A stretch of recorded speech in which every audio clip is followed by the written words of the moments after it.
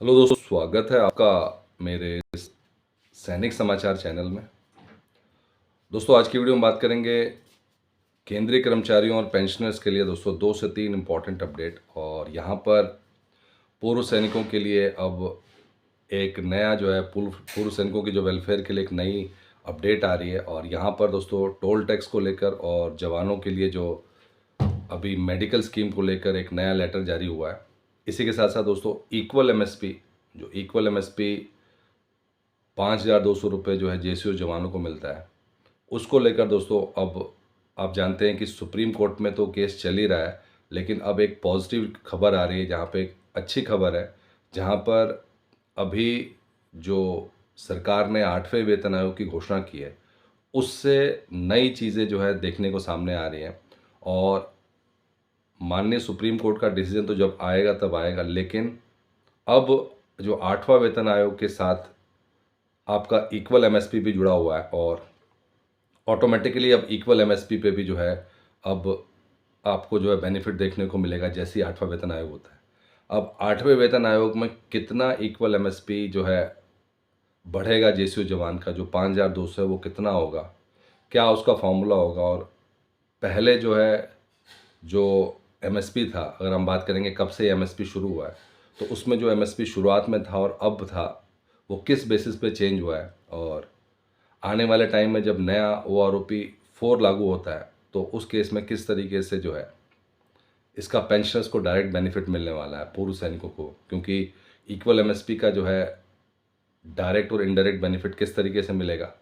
अगर अभी 8वें वेतन आयोग पर इक्वल एमएसपी का बेनिफिट जो कि 7वें वेतन आयोग में मिला है, 6ठे वेतन आयोग में मिला है, तो ऑब्वियस सी बात है कि 8वें वेतन आयोग में भी लागू होगा।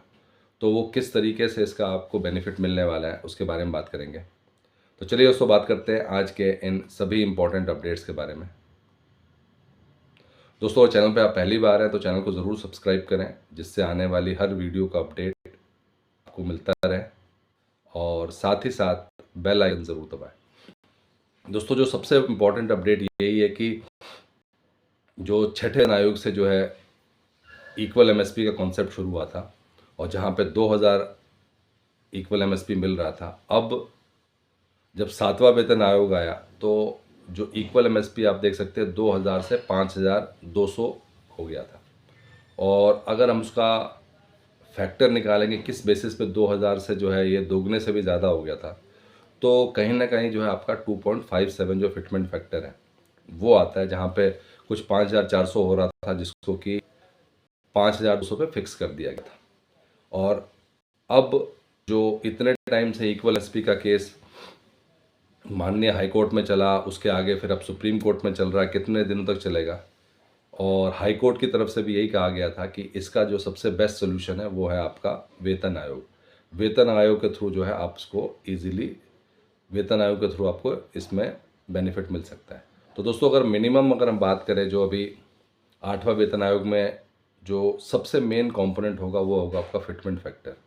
अगर आपका फिटमेंट फैक्टर 1.92, जो कि रियलिस्टिक इसलिए लग रहा है क्योंकि कितना फाइनेंस पे जो है बर्डन पड़ने वाला है। वैसे तो 2.86 आप देख सकते हैं कि 2.86, 2.30, बहुत सारे फिटमेंट फैक्टर की चर्चा चल रही है, और ये सिर्फ और सिर्फ चर्चा है।